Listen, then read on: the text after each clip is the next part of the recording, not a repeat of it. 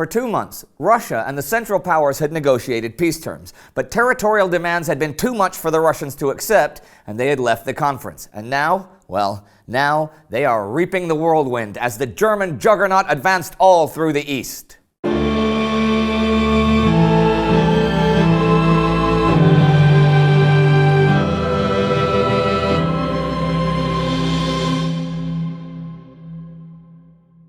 I'm Indy Nidell. Welcome to the Great War. Last week, the Eastern Front flared to life again. The German army was smashing its way toward Petrograd and Kiev, and the Bolsheviks were desperate. The British advanced in Palestine and the Ottomans in eastern Anatolia, and Henry Wilson became Britain's new chief of staff after Willie Robertson resigned. Here's what followed. German troops continued advancing in the east, entering Reval the 25th. That same day, they reached the outskirts of Narva. On the 27th, they reached Mogilev, and a German plane bombed Petrograd. Bolshevik leader Lenin had by then agreed to resume peace negotiations with the Central Powers, and the Russian delegation arrived in Brest-Litovsk the 28th. But the Germans would not stop their advance. General Max Hoffmann said the fighting would stop when a treaty was actually signed. That border wasn't the only one, though, that was being discussed this week. The Transcaucasian Federation finally met beginning February 23rd about establishing a new frontier in the Caucasus. On March the 1st, the Transcaucasian Diet approved conditions for re-establishing the 1914 border and the right of self-determination for the peoples of eastern Anatolia, with the guarantee of autonomy for Armenia under Ottoman sovereignty. The Ottomans would meet the Diet once Russia's peace negotiations were concluded. However, Vahit Pasha's Ottoman forces were advancing in the field, and by the end of February had taken Trabzon and Gümüşhane. Neither the Ottomans nor the rulers of Transcaucasian territories thought themselves at war, though, and the Turks could claim they were just reoccupying their own provinces. The Armenians, however, were confronted with a very special problem: the protection of the Armenian population in the districts which the Turks were in the process of reoccupying.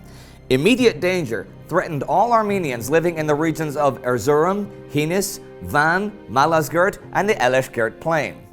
These people preferred not to await the coming of the Turkish army and asked to be immediately evacuated across the Transcaucasian border. So a big chunk of the new National Armenian Army was sent to protect them and give them time to move, and that small army was now spread out over a pretty wide region. And another small army, but one that grew every week, was becoming more involved in the action in the field: the American Army. On February 26, there was a French raid on German trenches near Reshincourt, and an American soldier who was observing, the chief of staff of the 42nd Division, the Rainbow Division, got carried away by the moment and joined in, helping to capture some Germans. He was awarded the Croix de Guerre and was the first soldier of the American Expeditionary Force to receive one. His name was Colonel Douglas MacArthur.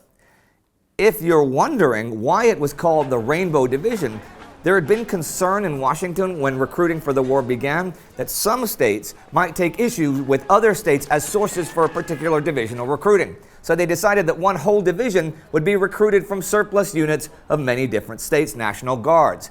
Then Major MacArthur apparently said that was great and it would stretch across the country like a rainbow. One side note from that front to point out: the Allied papers were all writing about how American aircraft would soon darken the skies with their numbers, but at this point, there was still not a single American-manufactured airplane on the Western Front. U.S. President Woodrow Wilson's 14-point speech in January had not had a lot of immediate impact, but it had placed a small wedge between Germany and Austria-Hungary. German Chancellor Georg von Hertling had sort of generally and grudgingly accepted them without making any concessions on specific ones, while Austria's Count Czernin was a lot friendlier.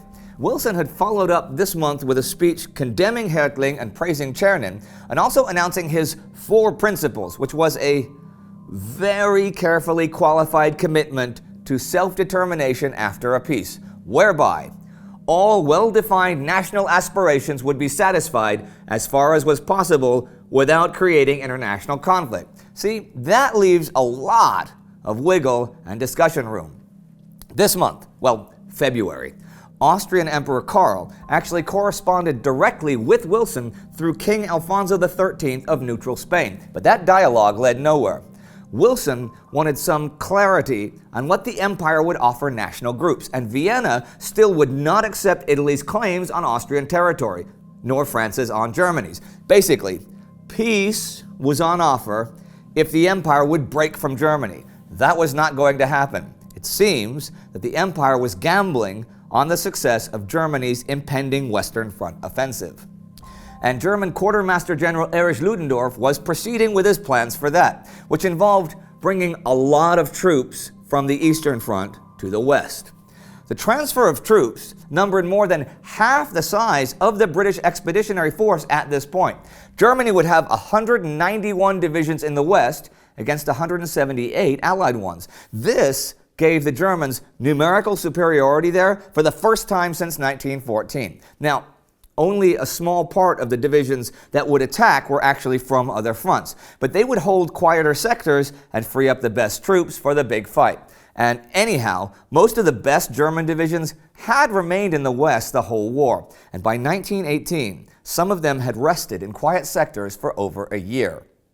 For example, 68 German Western Front divisions had not seen action at Passchendaele last fall, as opposed to just 9 British ones. It would be fresh but seasoned troops using Hutier assault tactics and Bruchmüller artillery doctrine that would break the front. Ludendorff was also going to use the commanders that had been the most successful in 1917 for the 3 armies that would go into battle. Otto von Bello, who had directed the rout of the Italians at Caporetto, would command the 17th Army. Oskar von Hutier, who had refined the infiltration tactics that bore his name, even though he didn't come up with them personally, and worked so well at Riga, would command the 18th. Georg von der Marwitz, now commanding the 2nd Army, had led the German defense and counterattacks at Cambrai. The plans were to eat through the Allied defenses and bring about a war of movement and maneuver by keeping the enemy off balance, continuously pressing the attack and reinforcing success. The artillery would aim for surprise, and the infantry would move forward without relief, no matter the casualties. Now that is in contrast to the British and French, who sent in relief during action. The basic small unit, the Gruppe, would be around 9 riflemen and light machine gunners with an NCO. Specialized teams with flamethrowers and heavier weapons would follow. The newly revised Training Manual for Foot Troops in War said that all soldiers should be accustomed to assault squad methods. Ludendorff did recognize that older men could not suddenly be recast as stormtroops, so he chose roughly a quarter of his infantry to be attack divisions. These were men from ages 25 to 35, and they took priority for food, equipment, and training. Around 56 divisions were pulled out of the line for 3 weeks of intensive training, beginning with traditional drills to restore discipline and some marksmanship, but moving on to quick long-distance marching, fighting while on the move, and storming simulated enemy trenches under live fire.